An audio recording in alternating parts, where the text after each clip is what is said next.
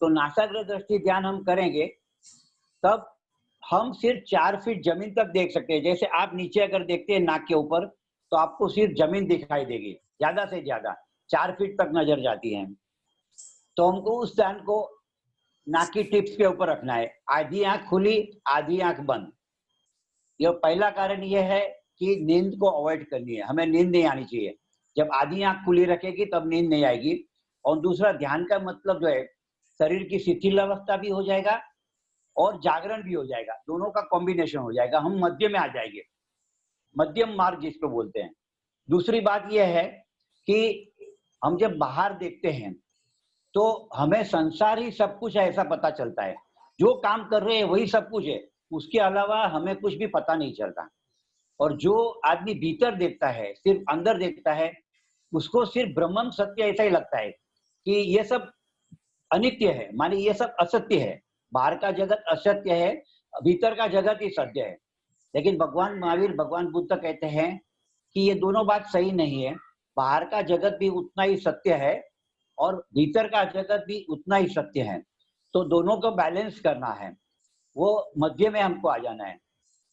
जैसे एक चार्वाक करके आदमी था, वह कहता है कि खाओ पियो और मौज करो, ऋण करके भी घी पियो, मस्ती से रहो, ये जिंदगी है, वही सब कुछ है।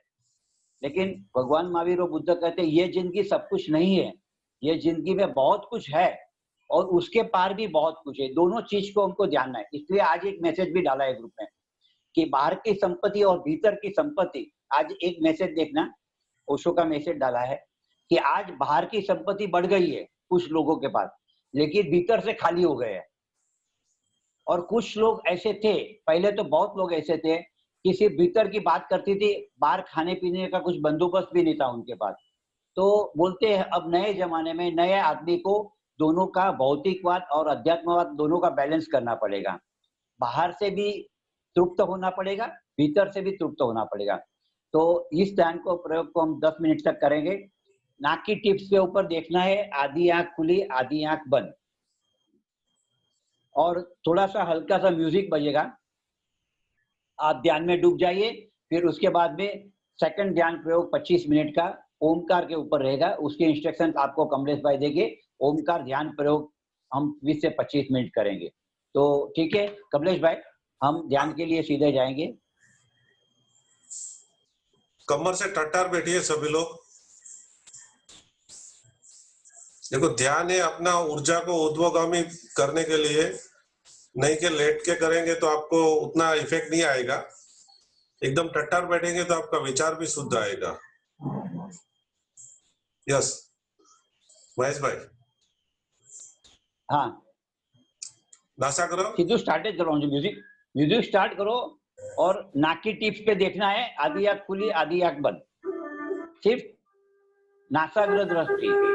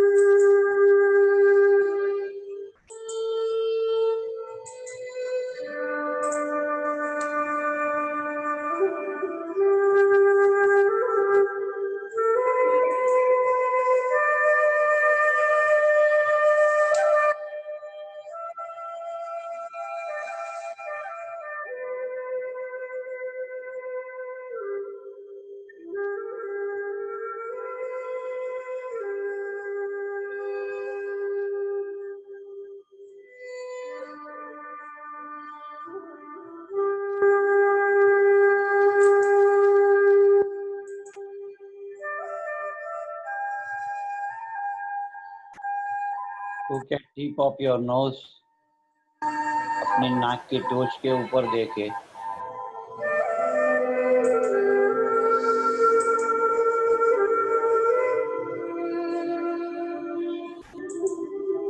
ज्यादा से ज्यादा जमीन तक दृष्टि जानी चाहिए।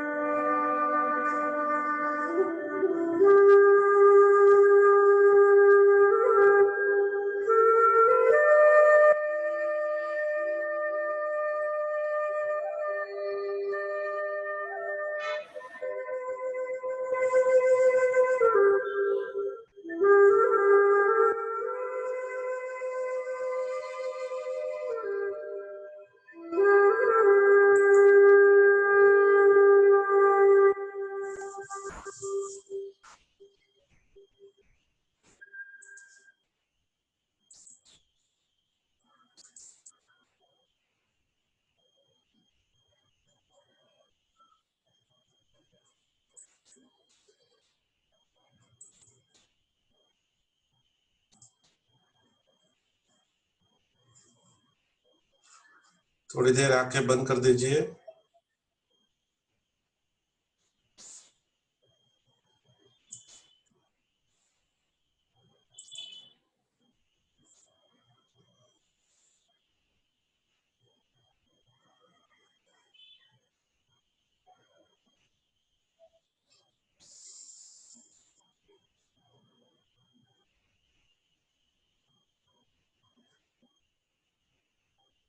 धीरे से आंखें खोल दीजिए।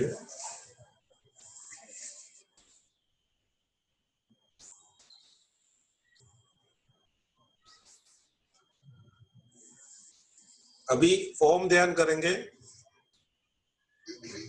ओम ध्यान एकदम सिंपल है, म्यूजिक लगेगा, म्यूजिक के साथ आपको ओम करना है। उसके पहले ओम को समझना है। बहुत सिलेक्टेड प्रवचन से सिलेक्टेड 9 मिनट का एक प्रवचन है ओशो का। एक भी शब्द चूक नहीं जावे। अब ध्यान से समझना, एक भी शब्द चूकना नहीं चाहिए। बहुत बढ़िया शब्द से ऐसा शब्द किसी को बोलने को कहा जाएगा कि रिपीट करो तो भी नहीं होएगा। तो 9 मिनट में ओशो ओम के लिए जो बताते हैं वो हम कैसेट लगाते हैं, उसके आवाज में सुनेंगे। आंख बंद करके भी सुन सकते हैं।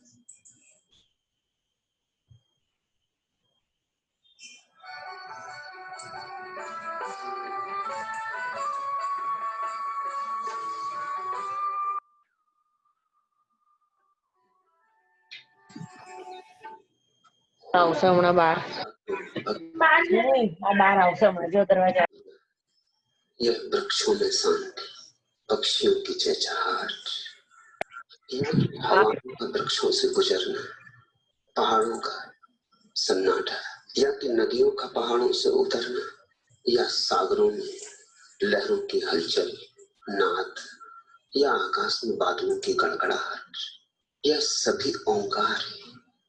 ओंकार का अर्थ है सार ध्वनि, समस्त ध्वनियों का सार। ओंकार कोई मंत्र नहीं, सभी छंदों में छिपी हुई आत्मा का नाम है। जहां भी गीत है वहां ओंकार है। जहां भी वाणी है वहां ओंकार, जहां भी ध्वनि है वहां ओंकार। और ये सारा जगत ध्वनियों से भरा है। इस जगत की उत्पत्ति ध्वनि में, इस जगत का जीवन ध्वनि में, और इस जगत का विसर्जन भी ध्वनि में। ओम से सब पैदा हुआ, ओम में सब जीता, ओम में सब एक दिन लीन हो जाता है। जो प्रारंभ है वही अंत है, और जो प्रारंभ है और अंत है वही मध्य भी है। मध्य अन्यथा कैसे होगा? इंजील कहती है प्रारंभ में ईश्वर था, और ईश्वर शब्द के साथ था, और ईश्वर शब्द था, और फिर उसी शब्द से सब निष्पन्न हुआ। वह ओंकार की ही चर्चा है। मैं बोलूं तो ओंकार है, तुम सुनो तो ओंकार है, हम मौन बैठे तो ओंकार है। जहां लयबद्धता है वही ओंकार है। सन्नाटे में भी स्मरण रखना, जहां कोई नाद नहीं पैदा होता वहां भी छुपा हुआ नाद है। मौन का संगीत, शून्य का संगीत। जब तुम चुप हो तब भी तो एक गीत झरझर बहता है। जब वाणी निर्मित नहीं होती तब भी तो सूक्ष्म में छंद बंधता है, अप्रकट है, अव्यक्त है, पर है तो सही। तो शून्य में भी और शब्द में भी ओंकार मस्जिद है। ओंकार ऐसा है जैसे सागर, हम ऐसे हैं जैसे सागर की मछली। इस ओंकार को समझना, इस ओंकार को ठीक से समझा नहीं गया है। लोग तो समझे कि एक मंत्र दोहरा लिया, ये दोहराने की बात नहीं है। ये तो तुम्हारे भीतर तो छंदोबद्धता पैदा हो तभी तुम समझोगे ओंकार क्या है।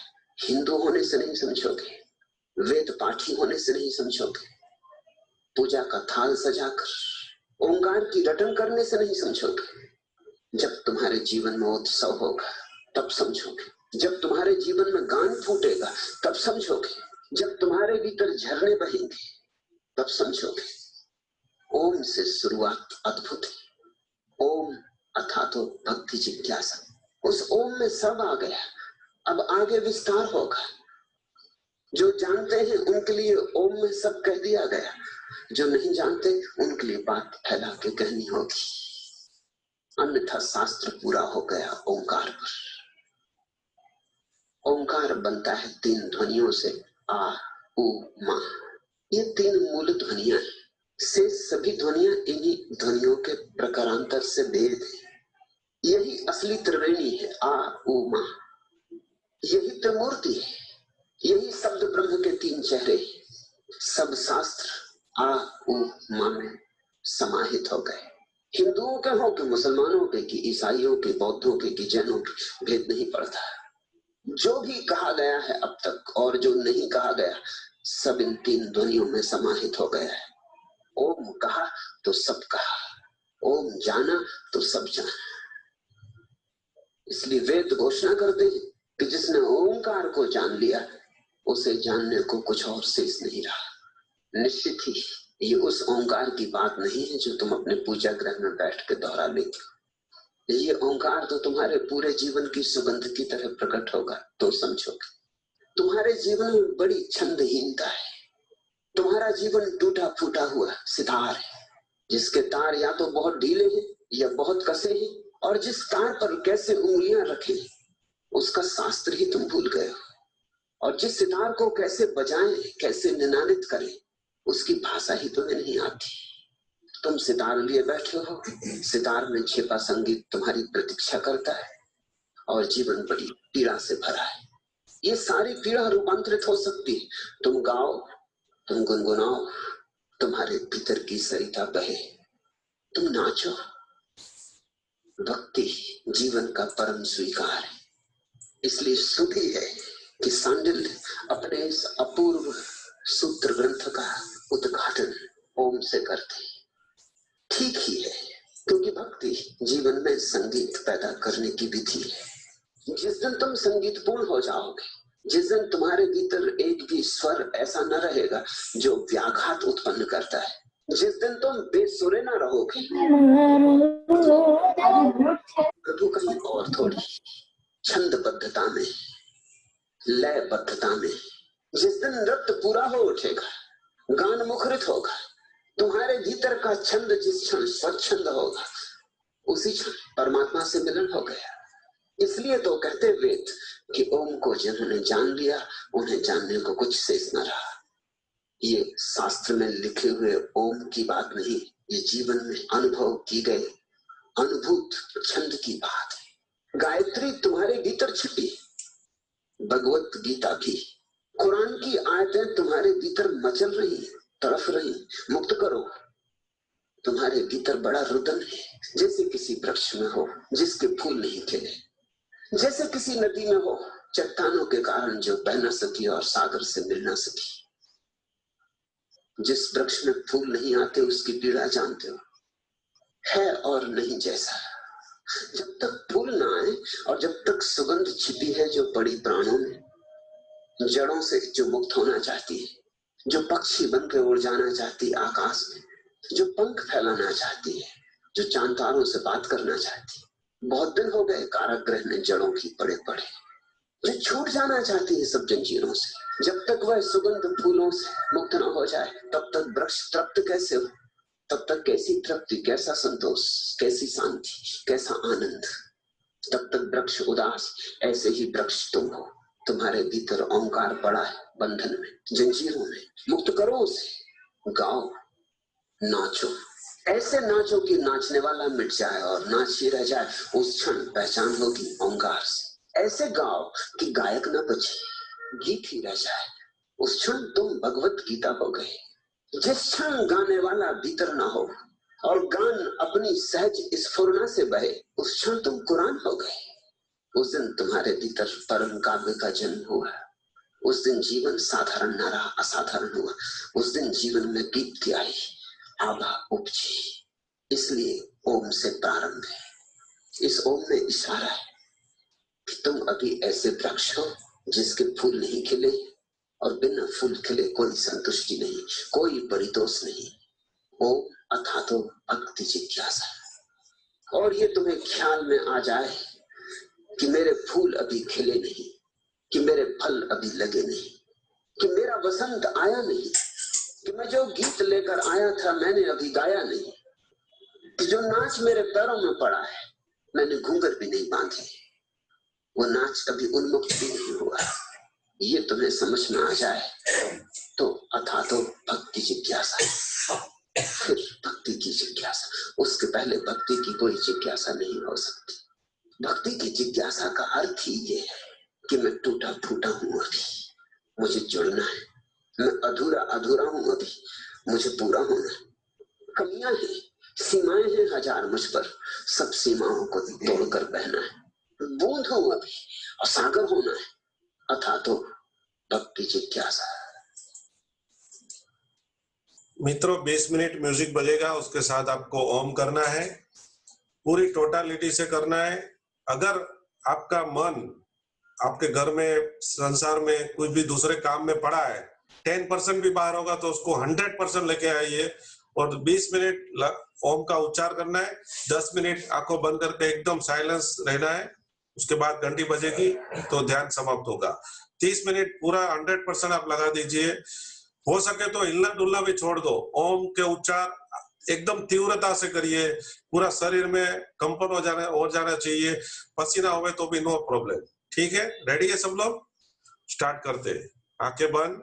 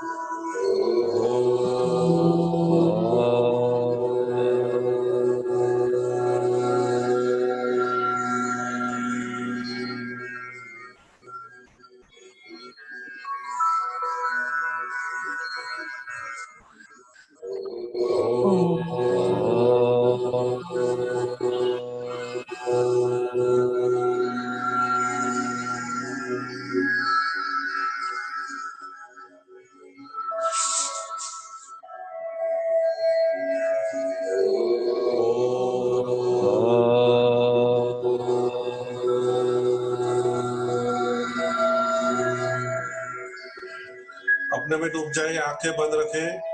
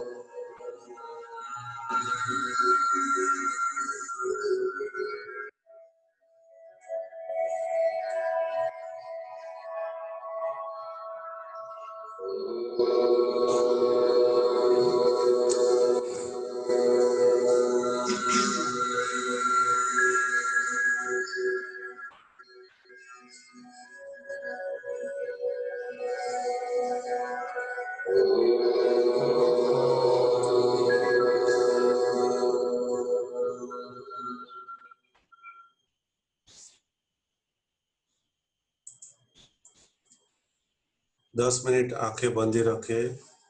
अभी आप बाहर से सुन रहे थे, बाहर ही ओम का उच्चार कर रहे थे।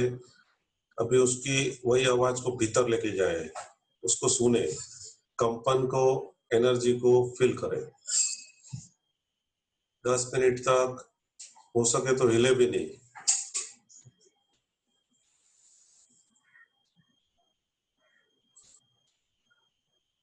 पूरे शरीर में सिर से लेके पैर तक ओम की ध्वनि को महसूस करें।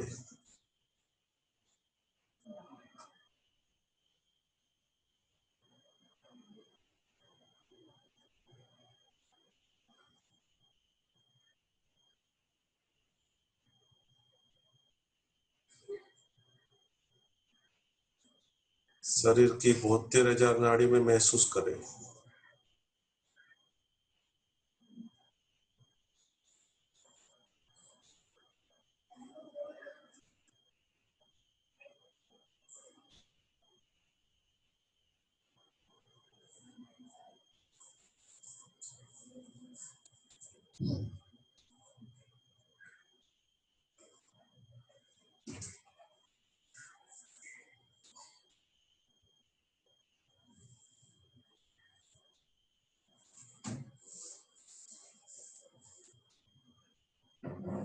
आपका शरीर, आपका मन स्वस्थता महसूस करता है।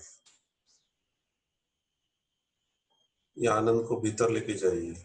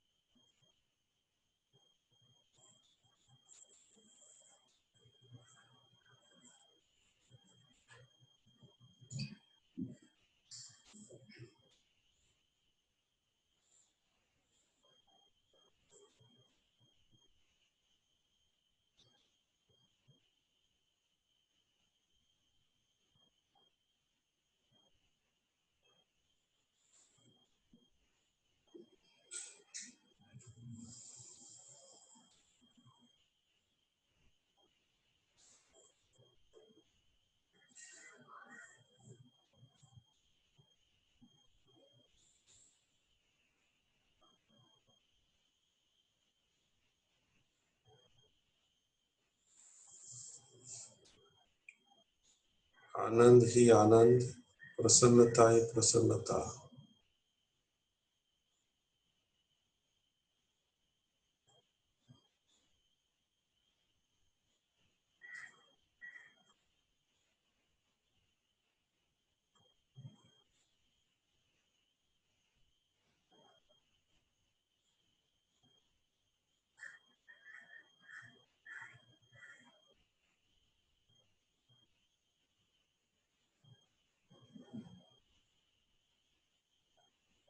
शरीर के अंदर ऊर्जा जो काम कर रही है उसको करने दे, उसको महसूस करें।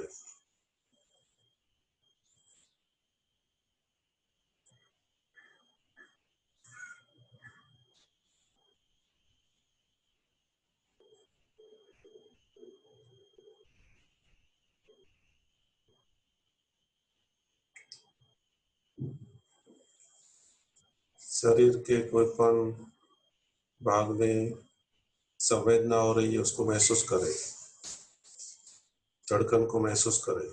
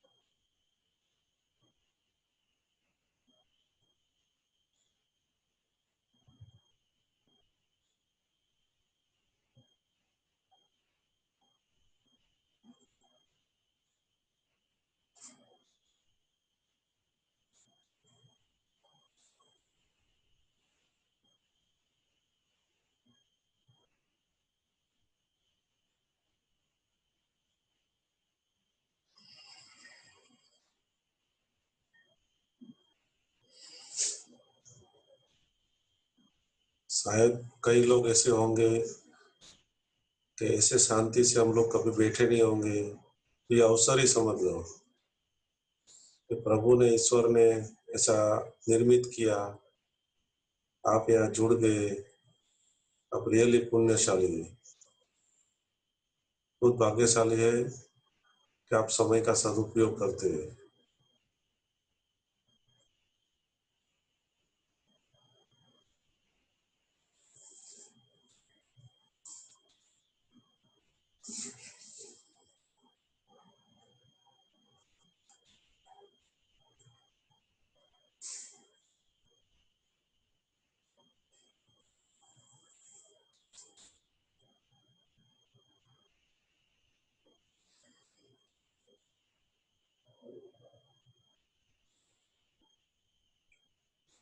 छोटा सा संकल्प करें कि अगर इसी तरह आनंद आपको अच्छा लगा, ये आनंद, तो आपके जीवन में उसको नित्य क्रम बना लेंगे।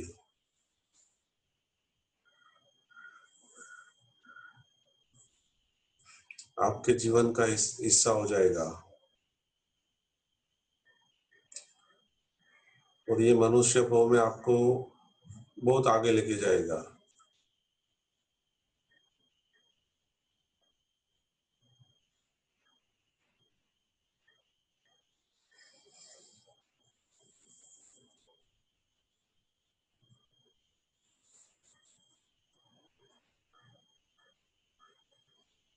जैसे ही आप संकल्प करते हैं ऐसे ही आपका नाभि चक्र एक्टिव होता है।